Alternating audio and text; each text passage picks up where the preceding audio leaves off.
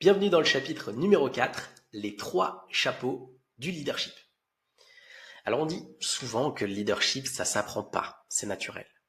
Eh bien c'est faux. C'est un métier à part entière, avec des responsabilités, des erreurs classiques et forcément ses zones d'excellence. Et comme tout métier, il s'apprend, il se structure, il se muscle. En tant que leader, tu devras avoir qu'une seule chose en tête.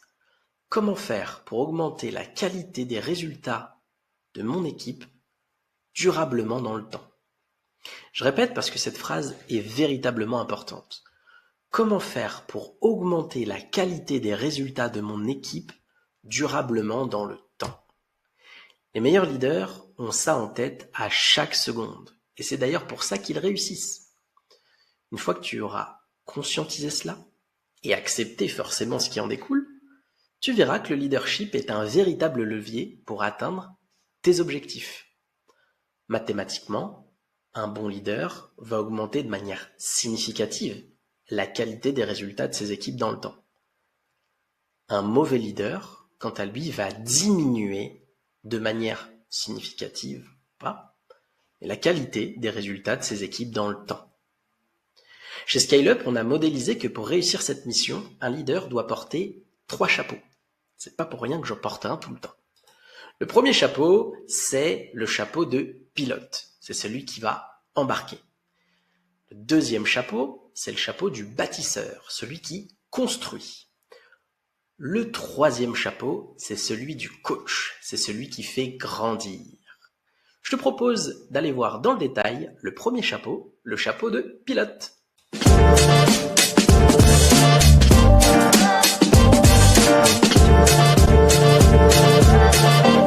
Tu ne diriges pas une équipe, tu emmènes des humains vers une destination. Le pilote, c'est celui ou celle qui donne du sens et une trajectoire claire. C'est celui qui rappelle pourquoi on est là, où est-ce qu'on va, comment chaque action contribue à quelque chose d'encore plus grand que tes simples missions à toi en tant que collaborateur. Il ne s'agit pas d'avoir des grands discours abstraits ou de répéter tout simplement des slogans d'entreprise. Non, là le pilote, il a besoin de reformuler lui des objectifs complexes en un message mobilisateur, clair, aligné, et surtout il va réussir à incarner cette reformulation. Il est également garant du cap et des résultats, et oui, même quand il y a des turbulences pendant le vol. Et surtout, c'est lui qui va réajuster ces turbulences-là. Donc pour donner des exemples concrets du rôle de ce chapeau de pilote, il va par exemple pouvoir être en mesure de rendre de manière opérationnelle, des objectifs structuraux d'une entreprise. Je donne un exemple. L'idée aujourd'hui, cette année, chers collaborateurs, c'est de faire plus 20% de chiffre d'affaires en 2025. Ok. Moi, en tant que commercial, comment ça se schématise? Comment je fais à mon échelle pour faire plus 20% de chiffre d'affaires?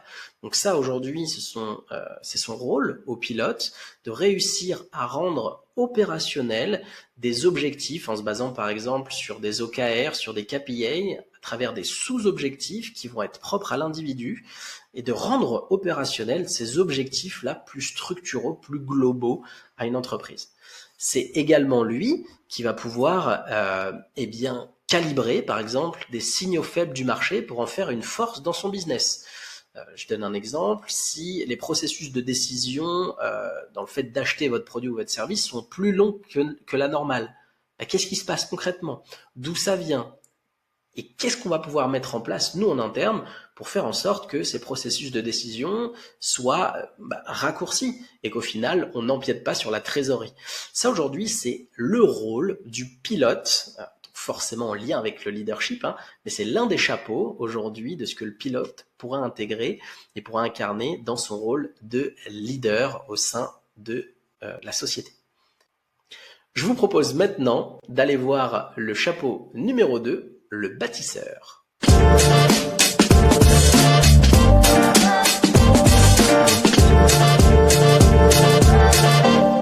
Tu ne construis pas seulement une équipe, tu ériges tout un écosystème.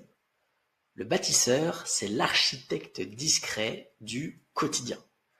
C'est lui qui va poser les fondations solides, qui vont ajuster l'organisation aux besoins réels, qui va veiller aux charges de travail, aux flux et aux circuits d'information par exemple.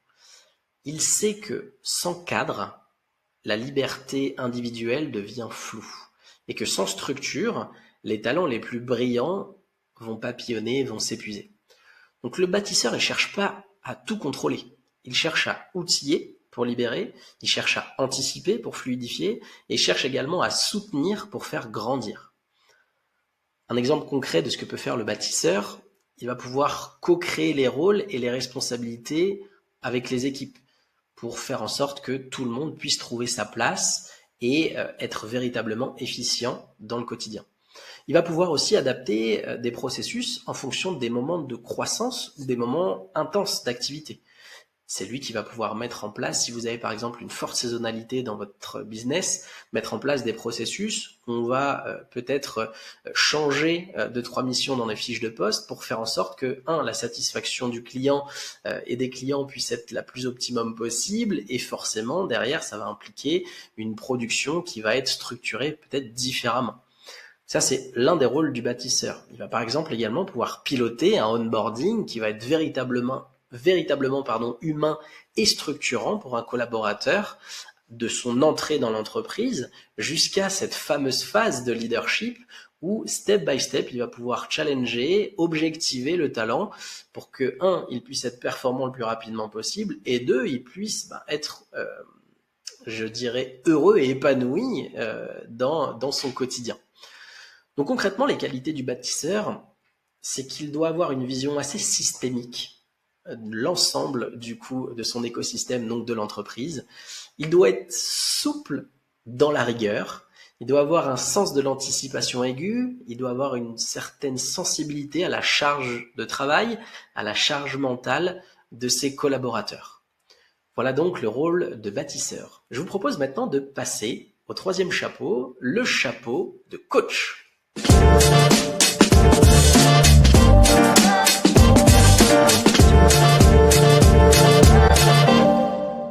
Tu ne fais pas avancer l'équipe à ta place, tu la rends meilleure pour qu'elle puisse avancer sans toi.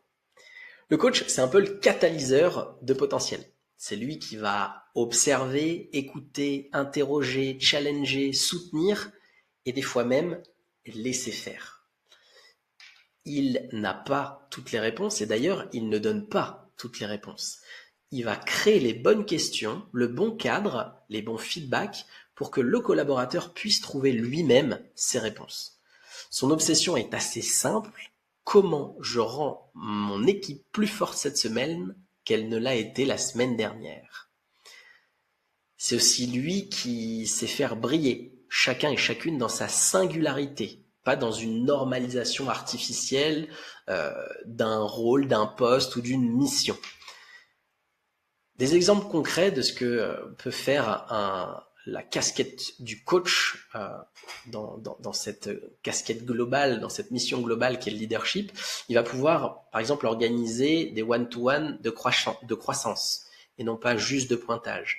En gros, l'entretien annuel, c'est un entretien obligatoire, super, d'ailleurs plus ou moins parce que tout le monde ne le fait pas, mais l'enjeu ici, c'est à quel point cet entretien va permettre à mon collaborateur d'évoluer. Il va par exemple être en mesure de déléguer une responsabilité dans un cadre de confiance, une vraie responsabilité, pas quelque chose qui lui permet de gagner du temps et qui va responsabiliser donc forcément le collaborateur, mais qui va également le valoriser et le reconnaître à la hauteur de ses compétences. C'est lui idéalement qui va aussi identifier un talent naturel chez un collaborateur et qui va réussir pas à pas à le faire éclore à travers des objectifs qui lui sont propres. Voilà un peu les missions, des exemples concrets que la casquette, que le chapeau du coach va pouvoir avoir. En gros, les qualités du coach chez SkyleUp, pour nous, c'est une empathie active, une écoute active également. ça va être des feedbacks puissants, ça va être un regard humaniste, ça va être un questionnement également, de réussir à trouver la bonne question au bon moment. Voilà donc aujourd'hui les 3 casquettes, les 3 chapeaux, je dirais même, puisqu'on représente quand même les chapeaux chez Scale Up. Voici donc les 3 chapeaux du leadership. Alors pourquoi ces 3 chapeaux font système? Tout simplement parce que un pilote sans cadre, ça devient un rêveur isolé. Un bâtisseur sans vision, sans la vision du pilote, il va produire des process qui sont vides de sens, de manière concrète. Et un coach sans cadre ni vision va créer un flou artistique dans le système. En gros, le leadership pour Scale Up, c'est pour nous, donc c'est l'équilibre dynamique entre ces 3 postures, entre ces 3 chapeaux. Alors, je te rassure, t'as pas besoin d'incarner tous ces chapeaux parfaitement. Tu as juste besoin de savoir quand enfiler le bon chapeau, au bon moment, face au bon talent pour atteindre le bon objectif. Et surtout en restant aligné et cohérent avec qui tu es vraiment. Pour continuer, je te propose de répondre à l'exercice qui est juste en dessous, ton petit bilan des 3 chapeaux. Et nous, on se retrouve pour le chapitre suivant, le chapitre numéro 5. À tout de suite.